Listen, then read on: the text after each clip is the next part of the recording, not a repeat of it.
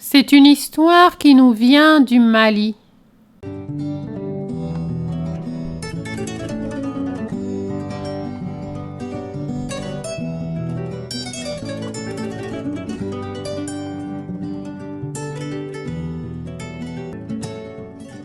Salut à toutes et à tous, bienvenue sur la chaîne Nounal Keboulan.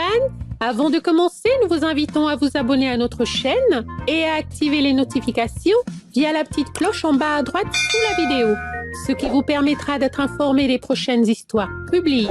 Ceci étant dit, nous vous souhaitons une agréable écoute.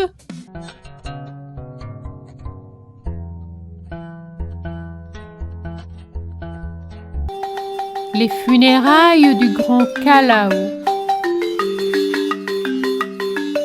Le Kalao est un grand oiseau noir avec un grand sac rouge sous le cou.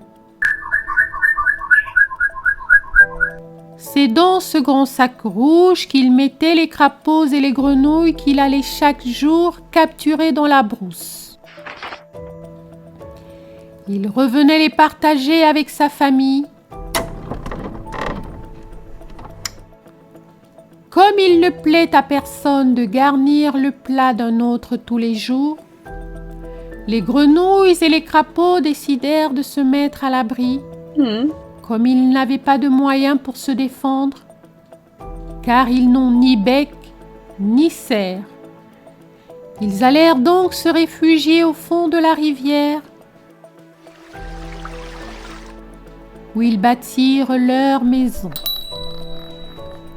Le Kalao, qui ne sait ni nager ni pêcher, ne trouva donc plus à manger. Chaque matin, il partait à la chasse, battait toute la brousse en vain.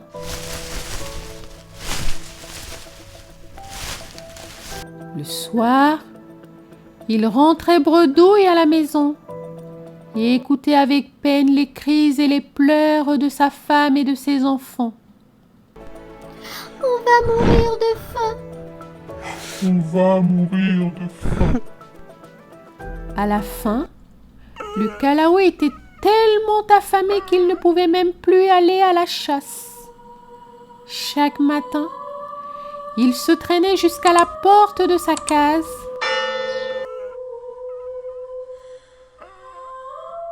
où il restait couché, pleurant et gémissant comme une orpheline.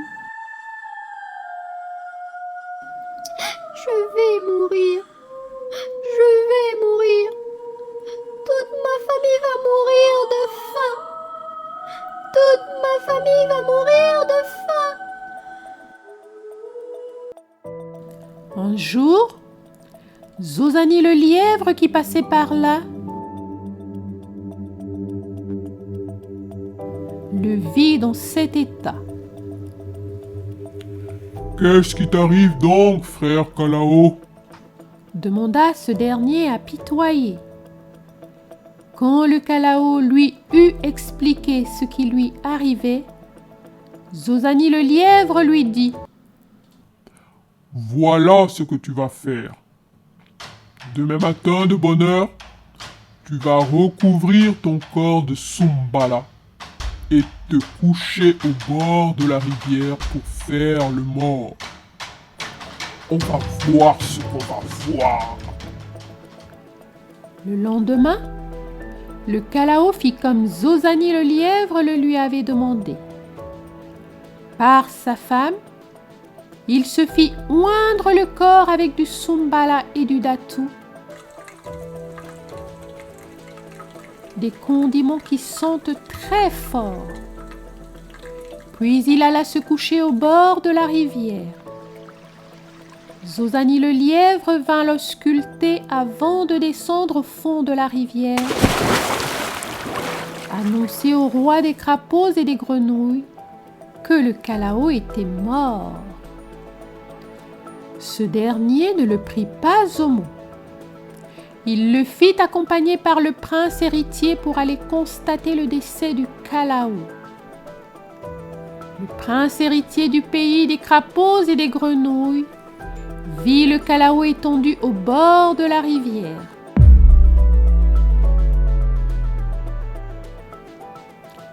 Il avait les ailes déployées et des légions de mouches bourdonnaient tout autour.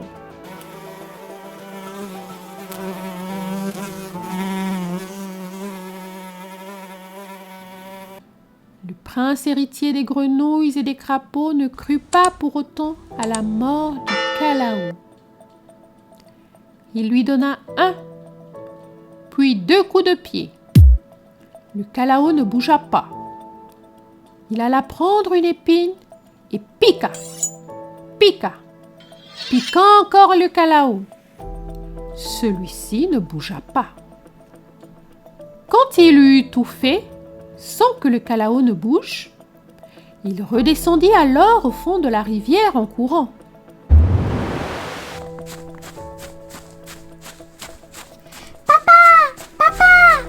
Oncle Kalao est mort, et bien mort.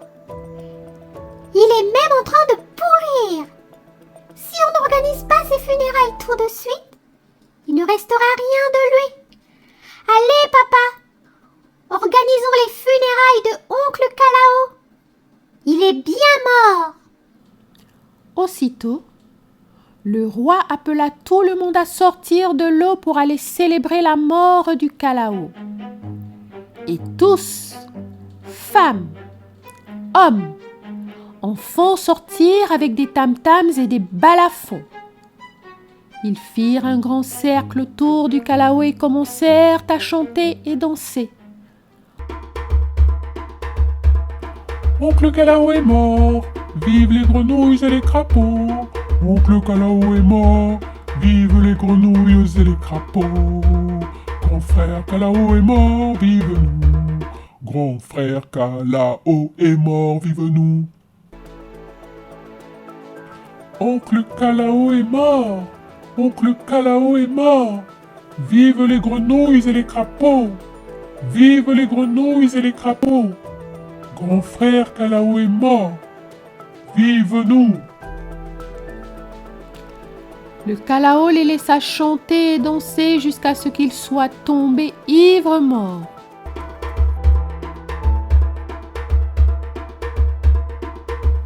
Ce fut alors que le Kalao sauta sur ses pattes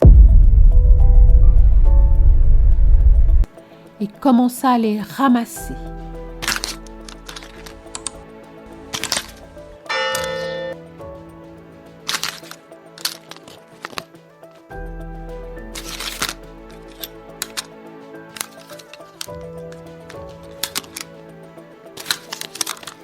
J'en avale pour ma propre faim et j'en mets dans mon sac pour ma famille.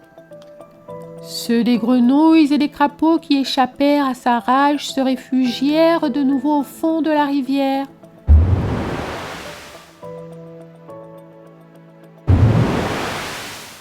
Et depuis, ils n'en sortent plus, même pour chanter. Ceux qui ne peuvent naturellement s'empêcher de le faire se contentent de sortir le bout de leur nez pour lancer leur chant et redescendre aussitôt.